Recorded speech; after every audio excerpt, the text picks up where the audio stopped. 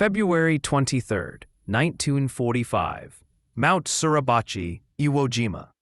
As the morning sun cut through the haze of smoke and sulfur, 5 Marines and a Navy corpsman raised the American flag atop the volcanic peak.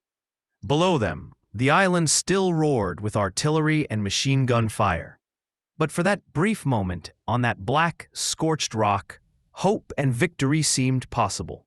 That photograph, immortalized by Joe Rosenthal, became one of the most iconic images of the Second World War. Yet for the men fighting below, Iwo Jima was not a symbol, it was a nightmare. The battle that began on February 19th would become one of the bloodiest in Marine Corps history. A 36-day struggle that tested the limits of courage, endurance, and sacrifice. The Japanese had spent more than a year transforming the island into a fortress. Miles of tunnels, hidden artillery, interlocking fields of fire. Every inch of Iwo Jima was designed to kill. General Tadamichi Suribachi, the commander of the garrison, had studied America's previous island assaults and knew what was coming. He ordered his men not to waste their lives in suicidal banzai charges, but to bleed the Marines for every foot of ground. His goal wasn't victory, it was to make the cost so high that the United States might hesitate before invading Japan itself. When the first wave of Marines landed on the beaches, they expected fierce resistance. But instead of machine guns blazing immediately, they found an eerie silence. Then, after the beaches were packed with men and vehicles, Suribachi unleashed hell. The island erupted. Hidden artillery and mortars zeroed in on the packed landing zones, turning black volcanic ash into fire and smoke. Marines were pinned down, suffocating in sand that swallowed their boots and refused to give them cover.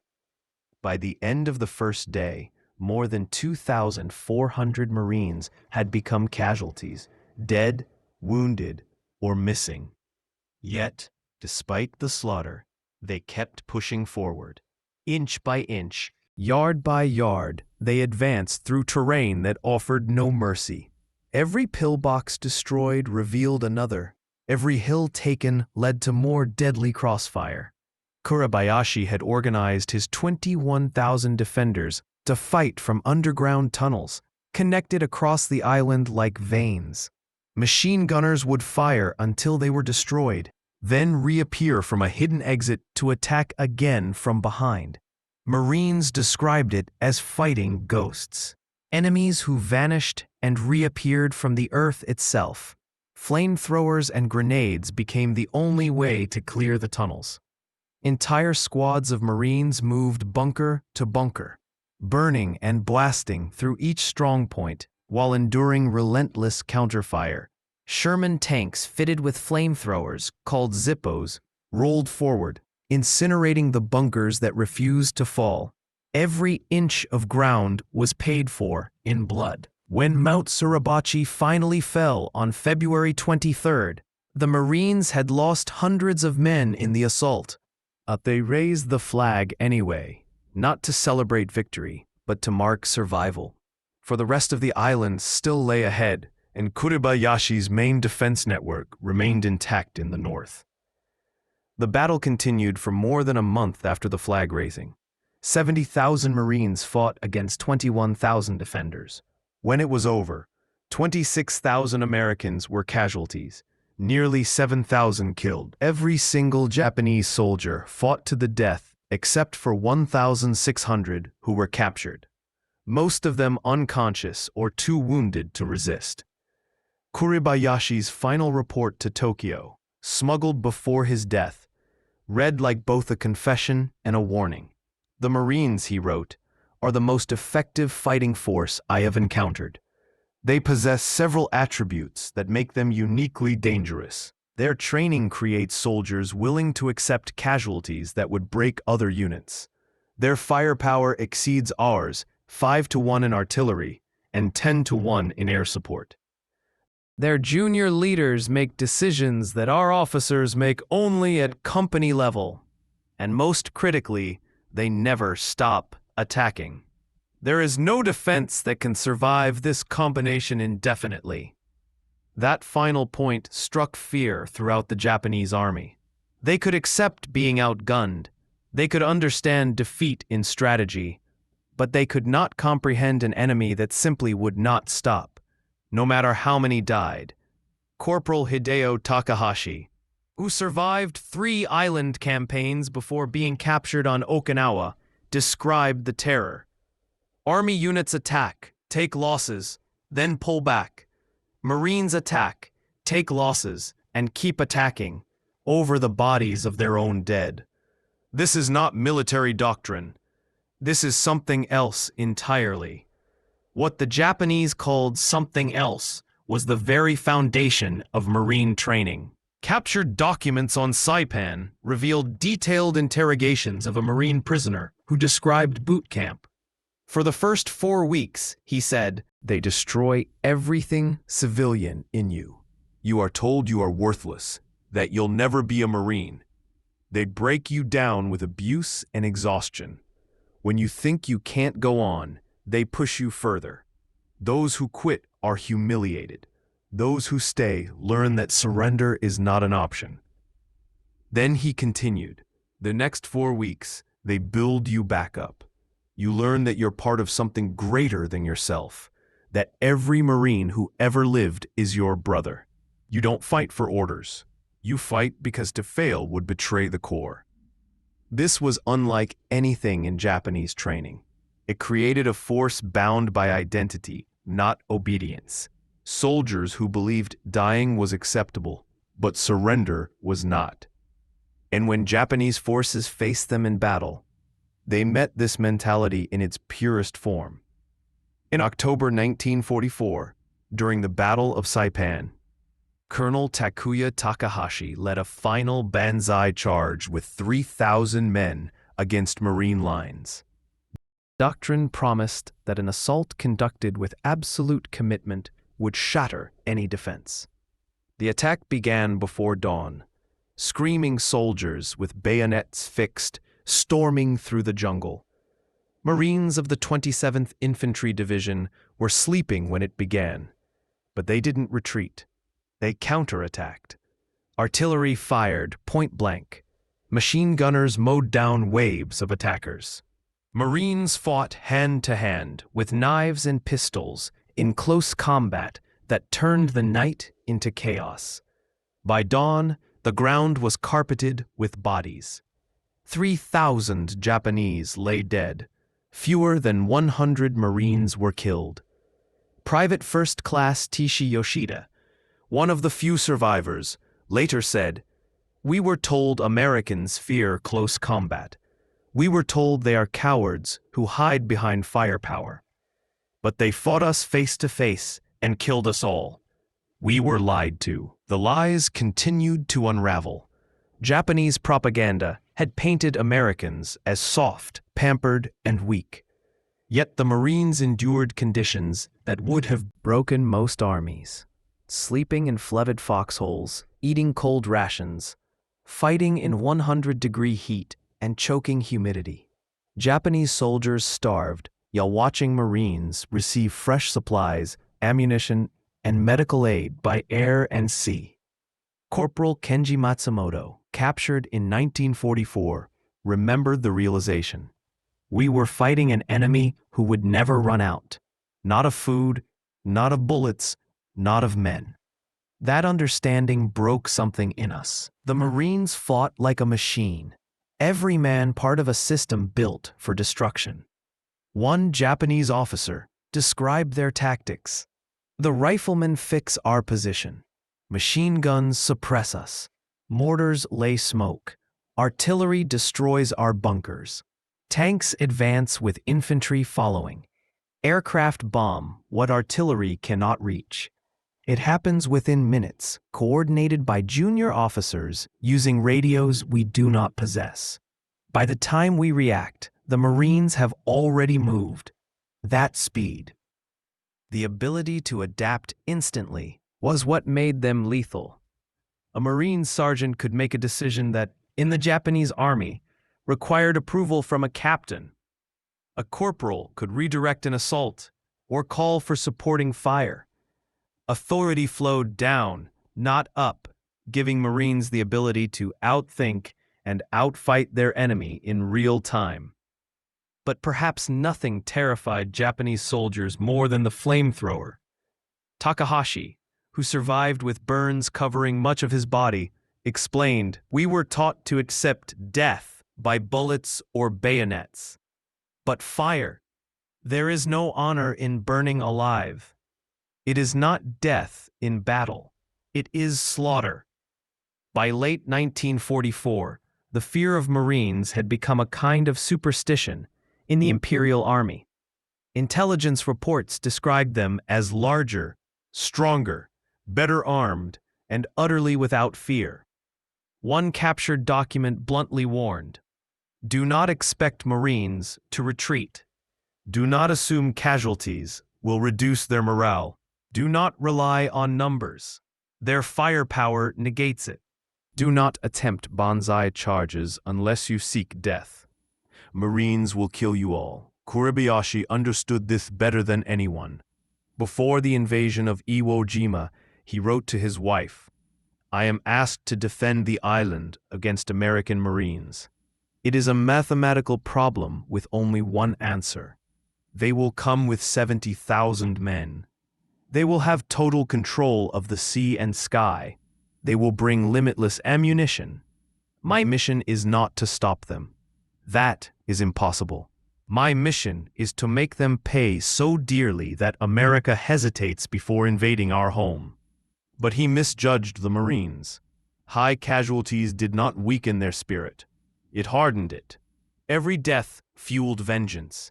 Every loss became a reason to keep fighting.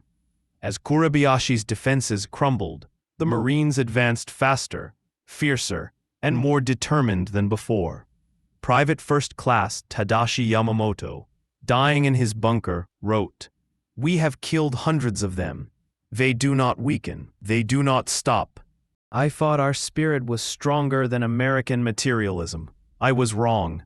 The Marines have both spirit and material. They have courage equal to ours, and weapons we cannot match. They are what we claim to be." That entry was found after the battle, a haunting testament to what Japan's soldiers had realized too late. The Marines were everything they feared: relentless, resourceful, and unstoppable. By the time Iwo Jima fell on March 26th, the island was a graveyard. 21,000 Japanese were dead. The Marines had lost 7,000 killed, 19,000 wounded, nearly 40% casualties. Yet 6 weeks later, those same divisions were preparing for the next invasion. To the Japanese, this was madness. To the Marines, it was duty. And that, more than firepower or technology, was what broke Japan's will. Fighting the Marines wasn't just facing soldiers. It was facing an idea that would not yield, that refused surrender, that turned sacrifice into fuel. Against that, courage alone was never enough. 70,000 Marines stormed the black volcanic sands of Iwo Jima. 26,000 would become casualties. Nearly 7,000 of them would never leave that island alive. But of the 21,000 Japanese defenders who had sworn to die for the emperor, only 1,600 would be captured, and most of them were barely breathing, too wounded or unconscious to resist. It was annihilation on both sides, an island transformed into a tomb. And yet, the Marines took every single objective. When the final radio transmissions crackle from General Tadamichi Suribachi's underground command post, they carried a message unlike any other written by a Japanese commander during the war. "The Marines," he wrote, "are the most effective fighting force I have encountered. They possess several attributes that make them uniquely dangerous. He listed them coldly, like equations of death. Their training produces soldiers willing to accept casualties that would break other armies. Their firepower exceeds ours by 5 to 1 in artillery and 10 to 1 in air support. Their junior leaders make decisions at the squad level that our officers make at the company level. This allows them to exploit opportunities faster than we can react. And most critical of all, they never stop attacking. That final line haunted every Japanese defender across the Pacific. An enemy that did not stop, no matter the losses, was not an army. It was an inevitability. Japanese survivors later admitted that they could accept being outgunned, they could accept being outnumbered, but they could not comprehend an enemy that simply refused to die, refused to surrender, refused to halt even when logic demanded it. Corporal Hideo Takahashi, a veteran of multiple island battles, tried to explain it in his post-war interview. You must understand the difference between Marines and other American forces, he said. Army units would attack, take casualties, then pull back to reorganize. This is sensible doctrine. Marines would attack, take casualties, and continue attacking over the bodies of their own dead. This is not doctrine. This is something else entirely. That something else was built, not born. The transformation began not on the battlefield, but in boot camp.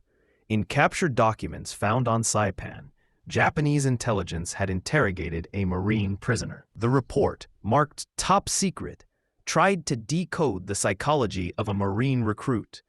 Boot camp lasts 8 weeks, the prisoner had said.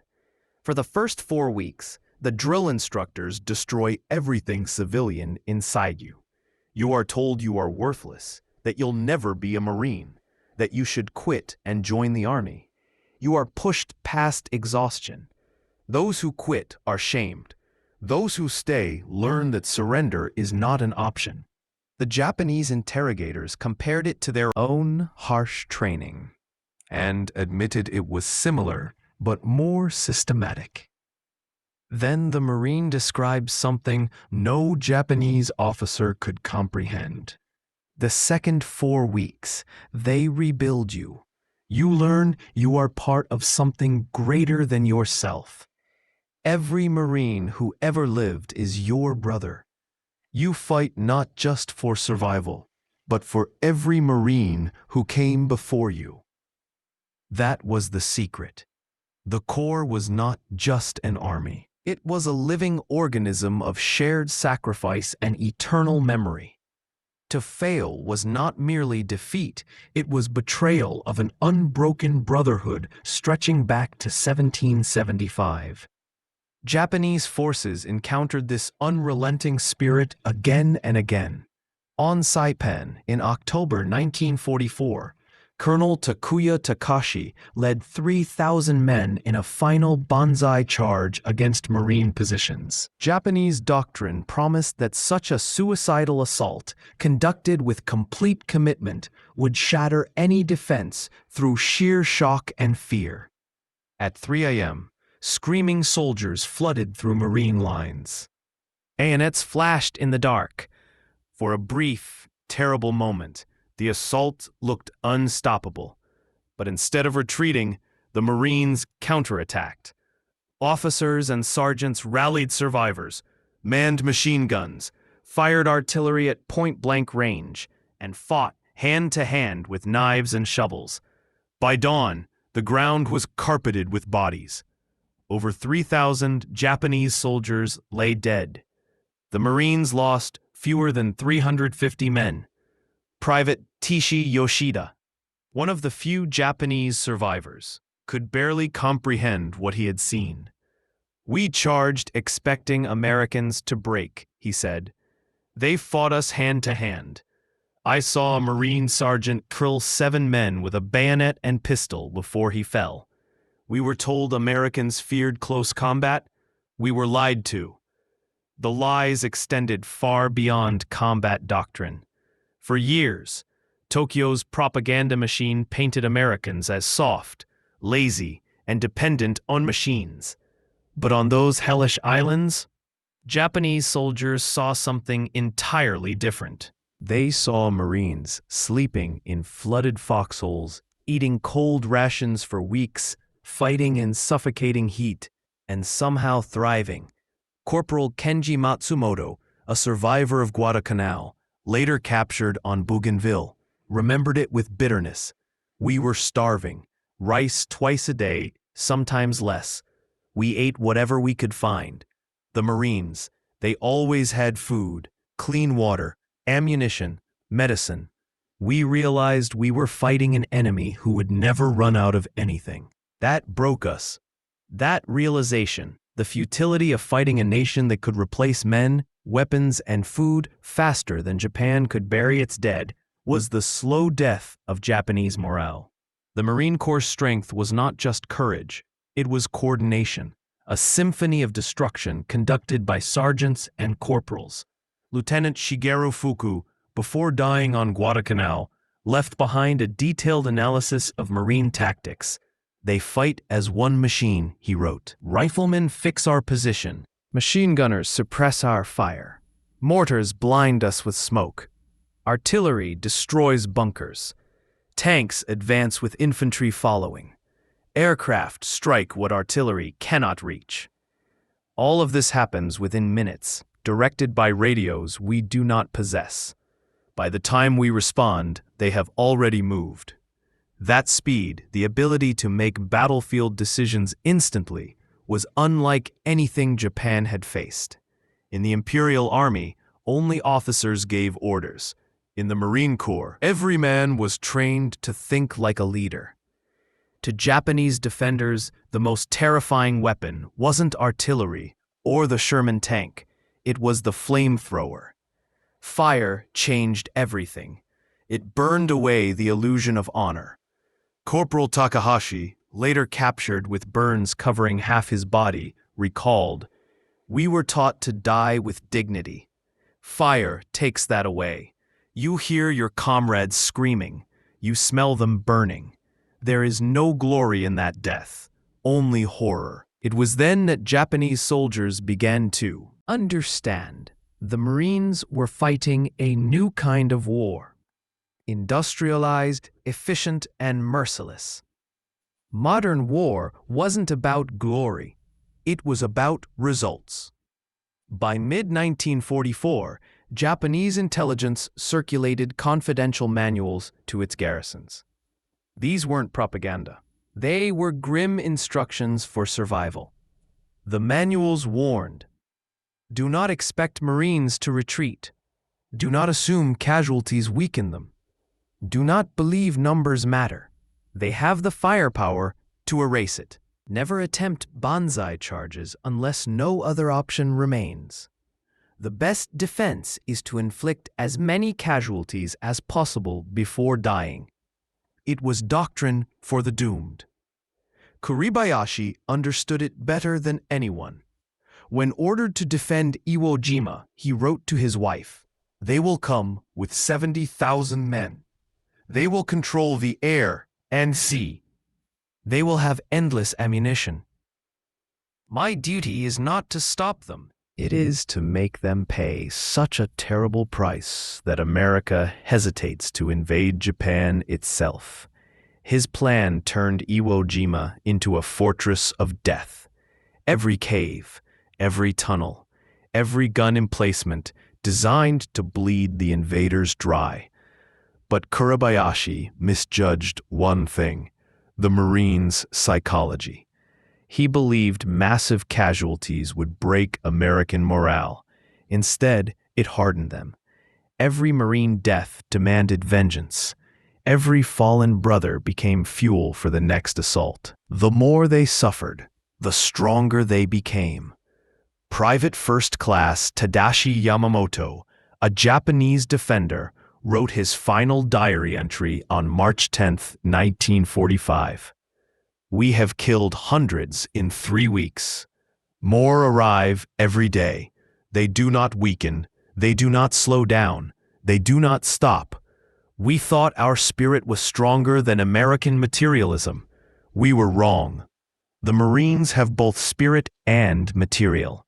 His bunker was obliterated the next morning. That pattern repeated 1,000 times over. Bunker after bunker, cave after cave, each one resisted, died, and was replaced by the next, until the island itself seemed to bleed.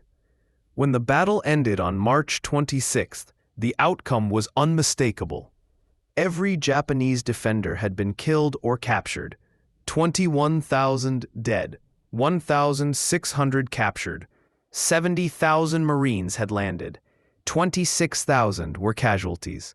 But within 6 weeks, those Marine divisions were combat-ready again. That stunned Japanese commanders more than anything else. They had believed that attrition would cripple American strength. Instead, they saw a machine that could lose 40% of its men and replace them in a month, trained, armed, and ready to fight again.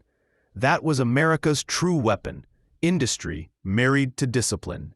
For Japan, every soldier lost was irreplaceable. For America, every loss was temporary. Captured Japanese soldiers spoke of their despair. Corporal Matsumoto put it plainly. You could kill half a Marine unit and the survivors would keep coming. You could wound their officers and sergeants would take command. You could exhaust them and they would attack again. There was no way to win. Even medical care revealed the imbalance. Wounded Marines were evacuated within hours, treated with plasma, antibiotics, and surgery aboard hospital ships. Japanese wounded died where they fell, untreated, forgotten. They watched their enemies live through wounds that should have killed them, and realized that even medicine was a weapon America wielded better.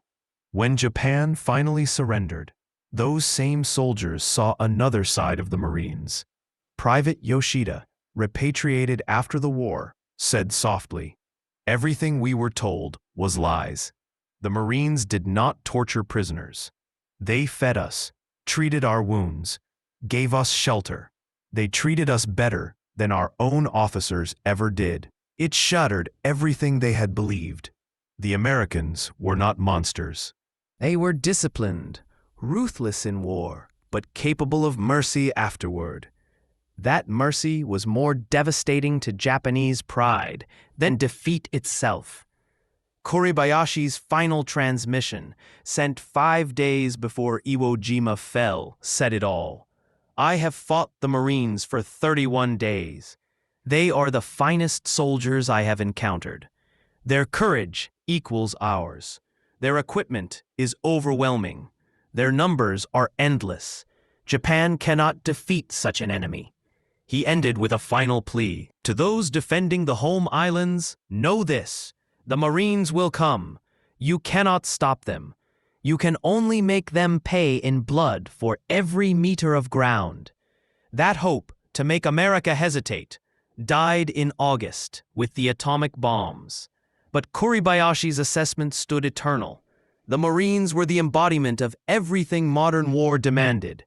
Courage fused with technology, spirit backed by industry.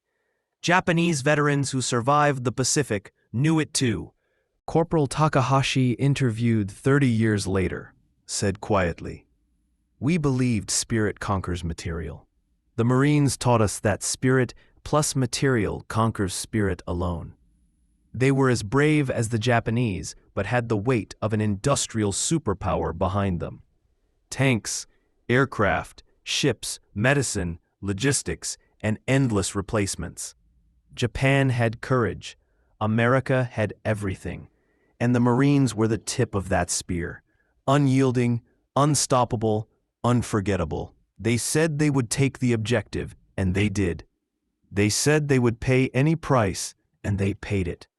They never stopped.